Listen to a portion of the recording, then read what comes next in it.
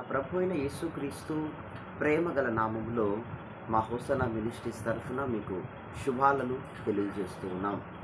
ఈరోజు కొరకు నెహెమ్యా గ్రంథము 8వ అధ్యాయం 10వ వచనం నుండి దేవుడు సెలవిస్తూ ఉన్నారు. యెహోవా యందు ఆనందించుట వలన మీరు బలమొందుదురు. ప్రియ సహోదర సహోదరి, మీ కుటుంబంలో వ్యక్తిగతంగా మీ హృదయములో నెమ్మది, సంతోషము, సమాధానము ఉన్నాయా?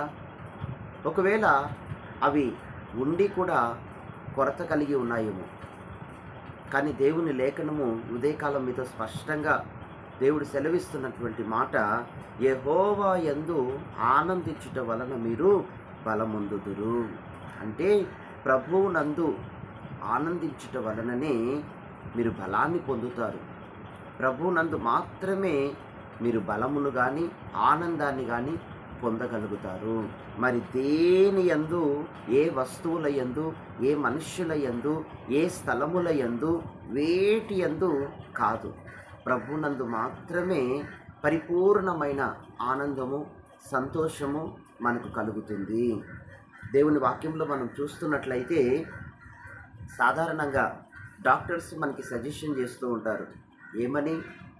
ఫుడ్ ఈ మధ్య కాలంలో ఎక్కువగా చెప్తున్నది, ఫుడ్ సమయానికి తీసుకోవాలి, తగినంత తీసుకోవాలి, ఆరోగ్యాన్ని జాగ్రత్తగా కాపాడుకోవాలి అని.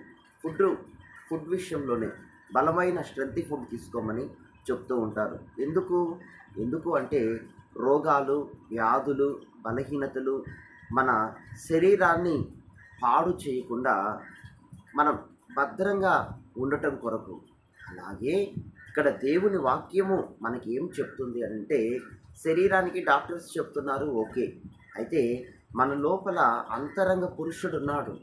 ఆయనే నిజమైన పురుషుడు. ఈ అంతరంగ పురుషుని మీద ప్రతిదినము ఎన్నో సమస్యలు మనం మోపుతున్నాం. ఎన్నో పోరాటాలను, ఎన్నో నిందలను, ఎన్నో రకమైనటువంటి ప్రతికూలతలు, సమస్యలను, బాధలు మన లోపల ఉన్న అంతరంగ పురుషునికి కలుగుతున్నాయి.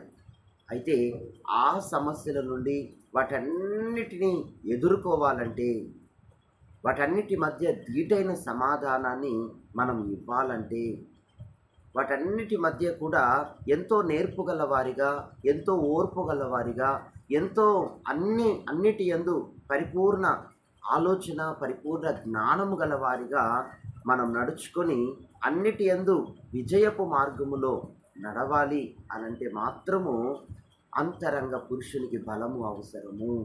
అయితే ఆ బలము ఎక్కడ నుండి దొరుకుతుంది? అంతరంగ పురుషునికి ఆ ఆనందము, అంతరంగ పురుషునికి ఆ బలము ఎక్కడ నుండి వస్తుంది? వాక్యం చెప్పకనే చెప్తుంది, 1 గంట సేపు వేకువనే లేచి 1 గంట సేపు దేవుని సన్నిధిలో మోకరించి ప్రార్థన చేసుకోవటం వలన, దేవుని ప్రసన్నతను చూచుట వలన ఆ ప్రభావాన్ని, ఆ తేజస్సును, దేవుని యొక్క ప్రగాఢమైన ఆ ప్రేమను అంతా మనం వేకువనే 1 గంట సమయము అనుభవించుట వలన, దేవునితో గడుపుట వలన నిశ్చయముగా మన అంతరంగానికి ఆనందము, సమాధానము, గొప్ప బలము కలుగుతుంది. రెండవదిగా ఏంటంటే, 1 గంట సేపు దేవుని వాక్యాన్ని ధ్యానించటం నేర్చుకోవాలి. భక్తుల చరిత్రలు ఎన్నో ఉన్నాయి. మనకు మాదిరికరంగా ఎంతోమంది భక్తులు, అపోస్తలులు ఎన్నో రకములుగా ఈ లోకములో వేదన పొందారు కదా, ఇన్స్పిరేషన్గా ఉన్నారు.